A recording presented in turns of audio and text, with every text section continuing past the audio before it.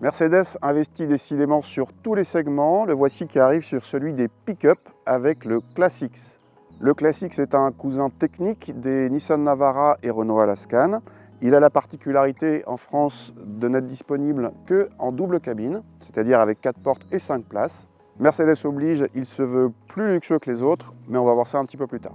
Le Class X reçoit pour l'instant des 4 cylindres diesel en 163 ou 190 chevaux, disponibles en 2 ou 4 roues motrices, mais seul le plus puissant laisse le choix entre boîte manuelle ou automatique.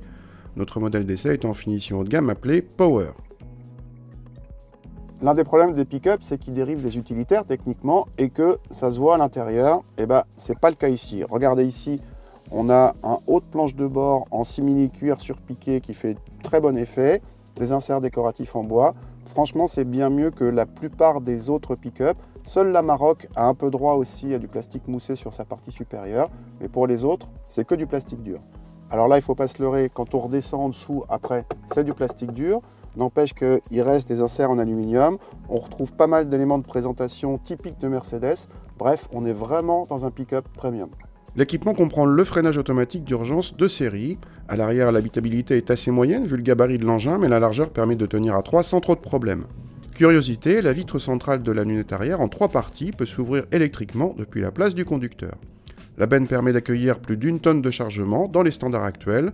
Ce couvre-benne rigide est un accessoire et on aurait aimé que, Mercedes oblige, il s'ouvre via la condamnation centralisée, ce qui n'est pas le cas du portillon non plus. À part au démarrage, où la sonorité du moteur pendant les premières secondes évoque clairement celle d'un camion, ensuite c'est plutôt bien.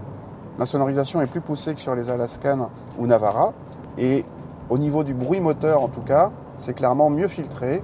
Là aussi, c'est mieux que sur les autres. Par contre, à 130 km/h, il y a toujours beaucoup de bruit d'air.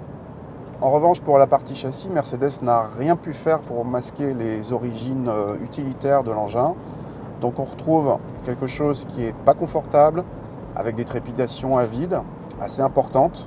Et au niveau tenue de route, c'est pareil. C'est quelque chose qui a des années de retard en termes de comportement par rapport au SUV actuel. La voiture prend beaucoup de roulis et la direction avec peu de rappel évoque les vieux 4x4. Les 190 chevaux ne sont pas trop pour animer l'engin de plus de 2,3 tonnes selon nos mesures. N'attendez aucun brio, même à vide. La boîte est assez douce, mais sa gestion à l'ancienne n'est pas agréable sur route. En revanche, le Class X est avec le Class G, le meilleur crapahuteur de la gamme Mercedes.